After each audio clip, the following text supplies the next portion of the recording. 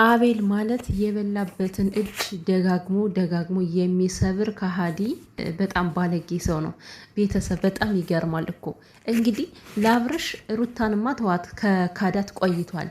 አብርሽ እንደዛ ሲያሽቃብጥለት እንዳልነበረ በቃ ሄርሜላ ማግባት አለበት እያለ ሲያሽቃብጥለት እንዳልነበር ዛሬ ደግሞ ባሽቃበጠበት አንደበቱ አብርሽ ጅል ነው፣ ጸበል ያስፈልገዋል፣ አማኑኤል ሆስፒታል መግባት አለበት አለ እኮ። በቃ አንተ ከሃዲ ለጓደኛ እንኳን ማትሆን። እኔ እኮ እንዴ የምጣዱ እያለ የእንቅቡ ተንጣጣ።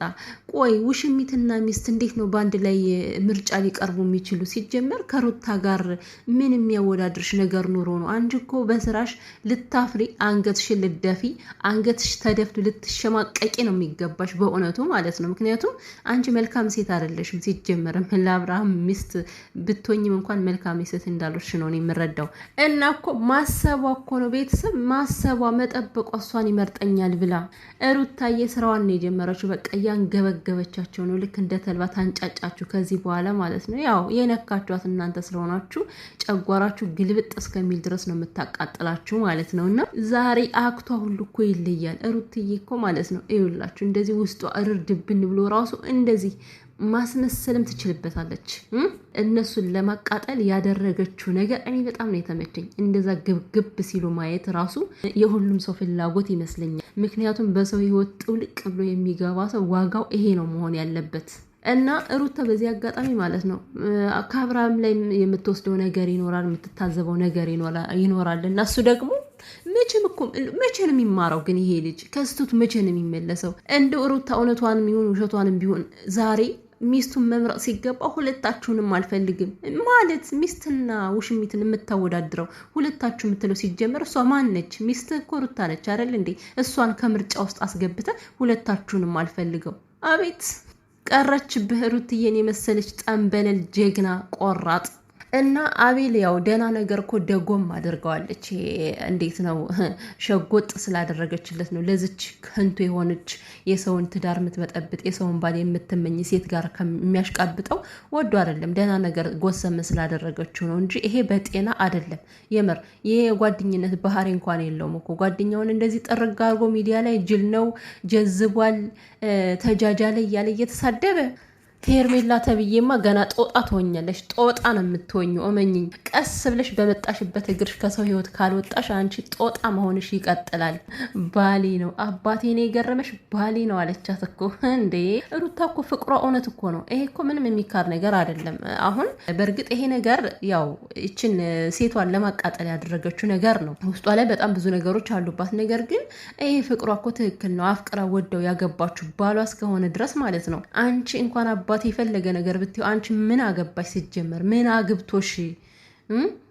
ገና ታያለሽ። ውጭ ሀገር ወስጄ ነው ማዝናናው አላለችም? ውጭ ሀገር ብርቄ እንኳን ውጭ ሀገር ለምን ሰማይ ቤት ወስደሽ አታዝናኘውም? አንቺ ማትረቢ ከንቱ። ለሩታ ምንም ይደንቃት መስሎሽ ነው? ሩታ አንድ ነገር ባደረገች ቁጥር እንደዚህ የምትንበረከኩ ከሆነማ ገና ለወደፊት የሚፈጠረው ገና ገደል ነው የሚያስገባችሁ። ገደል በረሃ ነው የምገቡት። እመኑኝ እናንተ አለቅላቂዎች በሙሉ ማለት ነው። በዙሪያው ያላችሁ ጥርቅሞች ገና ነው የምከታችሁ። እና እንደው ብዙ ሰውን ሩታን የሚጫናት ታረቂ እያለ ማለት ነው። ይሄ ምርጫውን የማያውቅ ሰው እንኳን እንዴት ነው ልትታረቀው የምትችለው? እሱ እኮ ቢያቀበት ዛሬ ማለት ነው ሚስቴን ነው የምመርጠው ብሎ እጇን ያዝ አድርጎ መሄድ ይችል ነበረ እኮ። ግን ምንም እውቀት ዜሮ። የዋህነት ይገላል እንጂ አያድንም። አብርሽ በዚህን ያክል የወረደ የዋህነት ሲኖር ደግሞ በጣም ነው የሚያስጠላው። የዋህነቴ ለራሴ ካልሆነኝ ምን ዋጋ አለው? ለማንኛውም ዛሬ እንግዲህ እንደማትመረጭ ውሽሚት እንደማትመረጭ ቁርጥሽን ማወቅ አለብሽ። ተስፋ ማድረግሽ ራሱ እኮ የስህተት እኮ ነው። በእውነት ተስፋ ማድረግሽ ራሱ በጣም ይደብራል። ድፍረትሽ ምን ማድረግ እንደምትችል አሳይታሻለሽ እና እንደማትችያት ማወቅ አለብሽ። በዚህ አጋጣሚ ዝም ብለሽ የምትንጠባረሪ አንቺ የምታውቂው ለነገሩ ይሄ ዱብዳ የሆነው ጭንችል ምንድን ነው ይባሉ ጥንችል የመሰሉ ሰዎችን ማምጣት፣ በብርሽ መመካት፣ በገንዘብሽ ገዝተሽ ሰው ማምጣት ነው የምታውቂው እንጂ እንዲህ በእውቀት አትመሪም። አዋቂማ ብትሆኝ እኮ ከሚስት ጋር እኩል ሆነሽ ልትወዳደር አይገባሽም ነበር። በስራሽ ማፈር ይገባሽ ነበር። አዋቂ አይደለሽማ። ምንም የምታውቂው ነገር የለም ሩትዬ። ስማርት እኮ ነች ሩቲ። የምሬ ነው። ስማርትነቷን ማለት ነው ማንም ሊደርስበት አይችልም። ከምር ሁሉንም ነገር የምታደርጋቸው ነገሮች በቃ አስፋበት አቀዳበት ስለሆነ እና ከሷ ላይ የምትንጫጩ ሰዎች ደግሞ ተንጫጩ እንደፈለጋችሁ። ውሽሚትን የምትደግፉ ሰዎች እናንተ ውሽማ ሆናችሁ መኖር ስለምትፈልጉ ነው። የውሽሚት ስራ ምን አስደስቷችሁ ነው አሁን ውሽሚትን የምትደግፏት? ኤኒዌይስ ሩትዬ እኔ ተመችቶኛል ዛሬ ያደረገችው ነገር። ጎበዝ ጎሽ፣ ደግ አደረግሻት። እርድብን ስትል ነው የምታድረው።